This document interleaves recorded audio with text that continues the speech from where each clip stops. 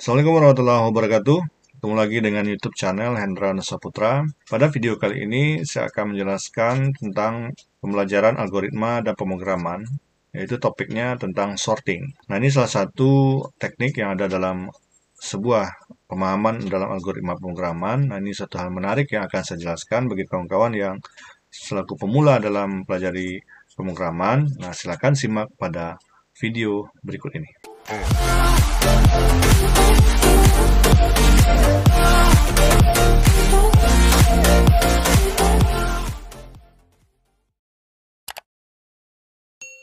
Baik, kita mulai penjelasannya. Algoritma sorting, salah satu teknik yang nanti akan kita gunakan, yang akan kita manfaatkan dalam sebuah proses aplikasi di komputer, yaitu gunanya adalah untuk pengurutan data. Kemudian juga pengurutan ini menurut aturannya ada aturan juga ya. Di sini memang ada polanya dari yang terkecil ke yang terbesar atau ini untuk bilangan. Kemudian dari huruf A ke Z atau abjad ya untuk nilai string atau berbasis tag. Kemudian data yang telah diurutkan nanti dalam satu laporan nanti akan memudahkan untuk dibaca dan dipahami oleh user. Selain itu data yang urut ini bisa akan memudahkan dalam pencarian. Nah, kuncinya nanti di situ pemanfaatannya agar kita mudah dalam melakukan pencarian. Nah, kemudian penerapan yang biasa kita lihat di implementasinya mungkin yang pertama inilah Yellow Page. Saat sekarang ini mungkin tidak banyak lagi fungsinya Yellow Page ini, tapi mungkin kita yang berada di era tahun 2000-an ke bawah, itu biasanya Yellow Page ini, buku yang tebal itu sangat-sangat penting dimanfaatkan oleh yang mempunyai telepon di rumah. Nah, karena di situ berisi nama-nama perusahaan, kontak-kontak institusi, atau data-data penting yang lainnya yang bisa kita cari untuk kebutuhan informasi dalam komunikasi kita.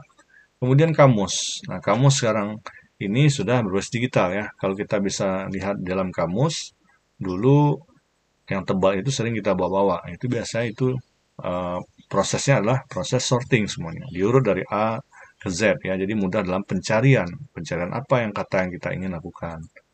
Kemudian juga ada laporan penjualan, nanti disusun berdasarkan produk terlaris hingga paling sedikit ya, bisa data paling sedikit maupun yang terjual nantinya gitu ya untuk laporannya.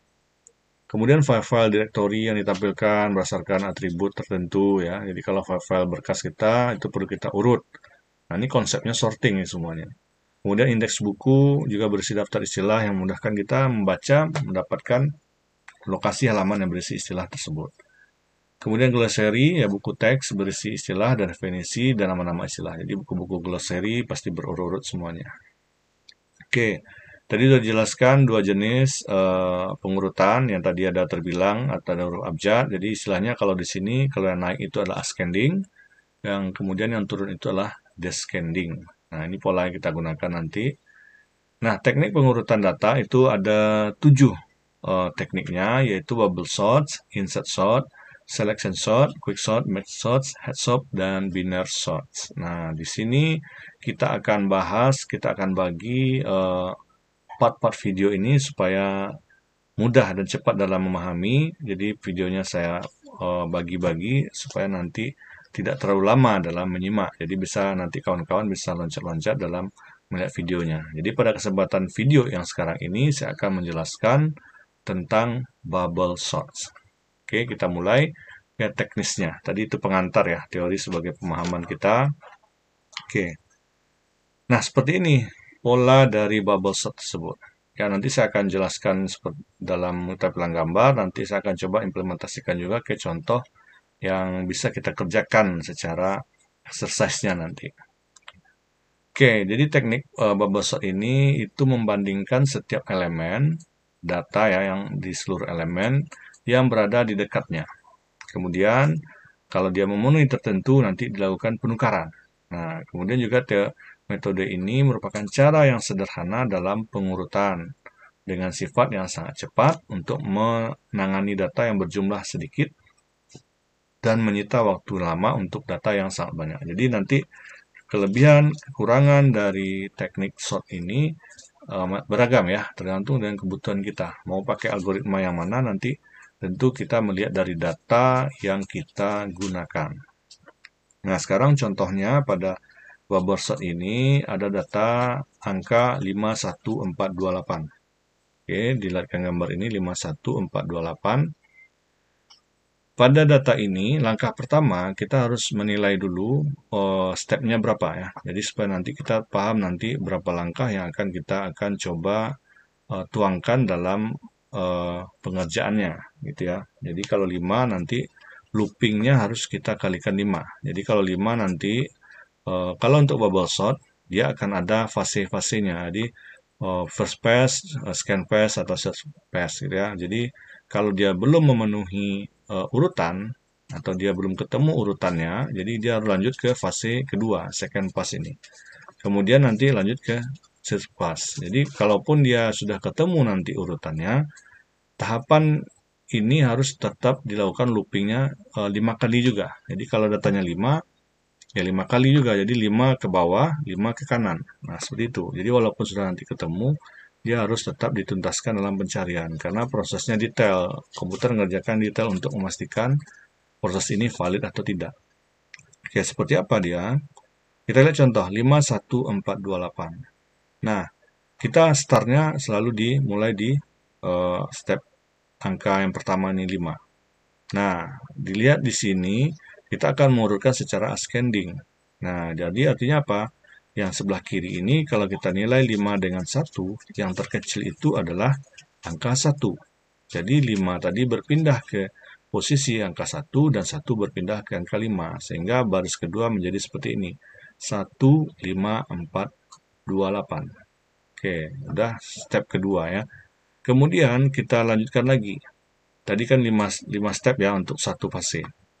Nah, 5 dengan 4, yang terkecil itu adalah 4.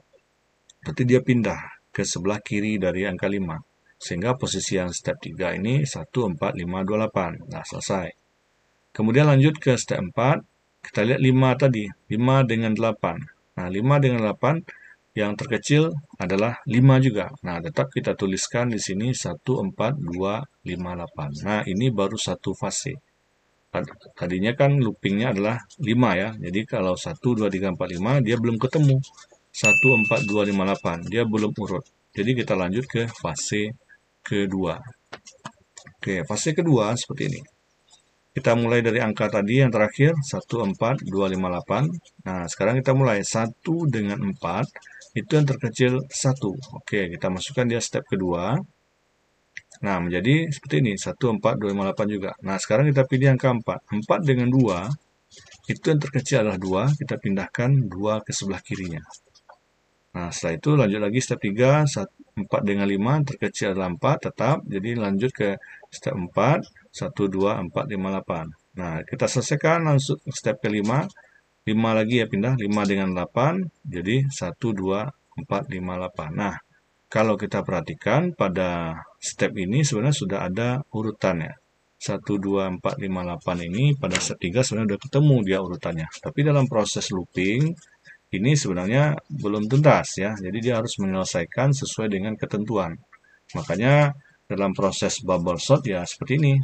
Seperti lingkaran terus bubble ya. Jadi dilanjutkan terus, diuji lagi 1, 2, 4, 5, 8 di fase ketiga, dipindah-pindahkan lagi gitu seterusnya. Jadi polanya sama dari fase 1, kedua sampai 3. Sehingga nanti ketemu, ini saya selesaikan aja ke 3 fase. Sebenarnya ini kalau dalam kita pengerjaan manual ya akan panjang lagi ya.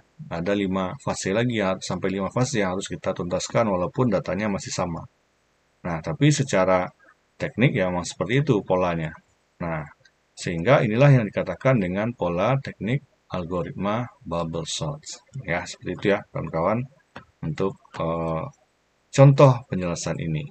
Nah, sekarang saya cobakan supaya nanti pengerjaannya bisa disamakan dengan pola yang lain. Saya coba tuangkan saja di Excel. Oke, ini ya. Nah, saya coba buatkan saja ini tes secara teknis pengerjaannya supaya kita dapat pemahaman lagi ya. Nah, ini datanya gimana dengan data dengan angkanya 8 digit ya. Nah, kalau sini kan 8 ya. Artinya apa? Nanti looping ke bawahnya juga akan terjadi sampai ke step 8 ya.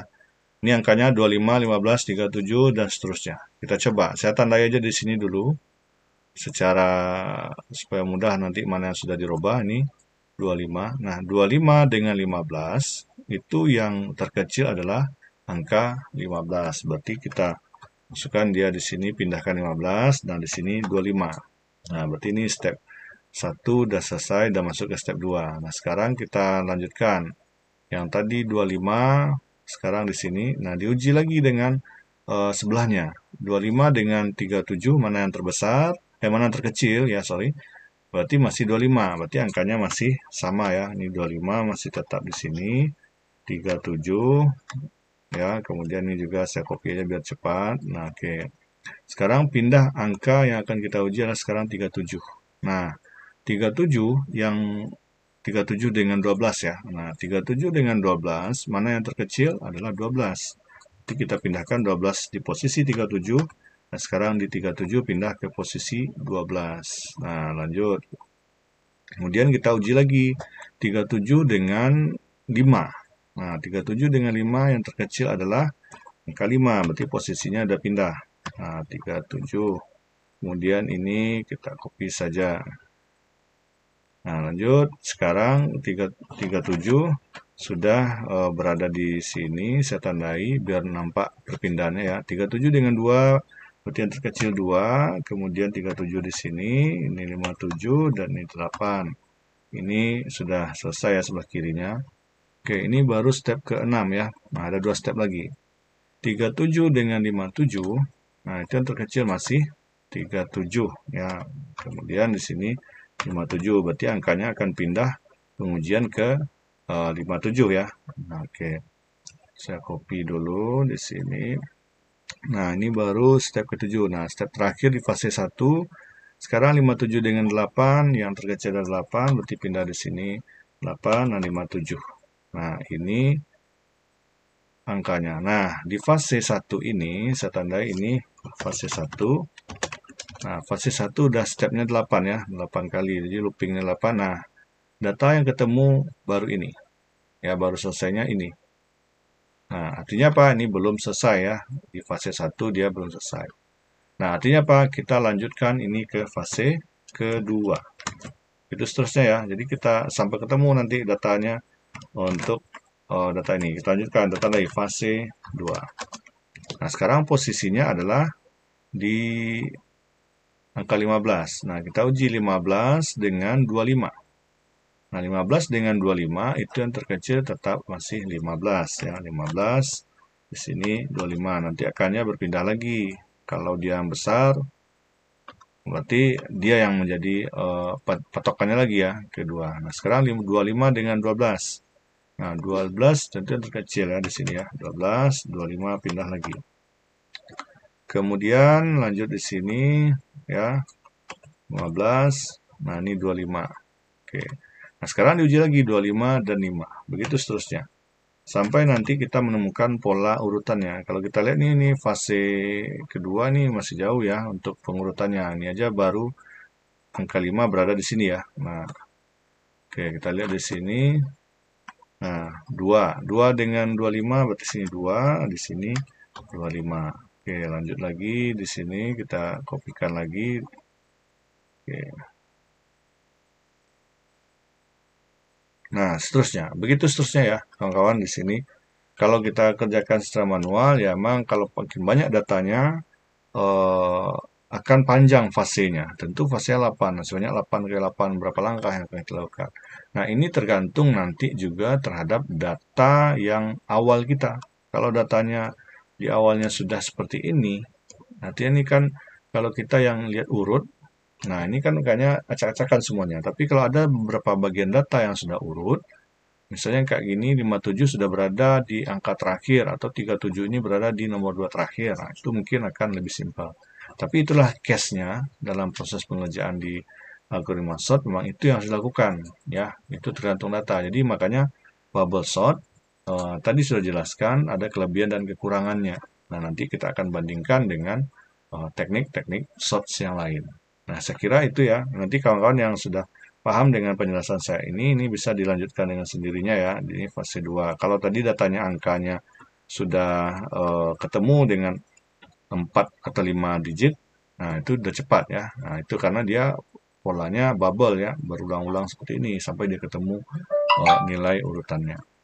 Oke, saya rasa demikian penjelasan yang bagian algoritma search yang pertama. Kita lanjutkan di video berikutnya. Terima kasih. Jangan lupa klik like, komen, dan subscribe. Assalamualaikum warahmatullahi wabarakatuh.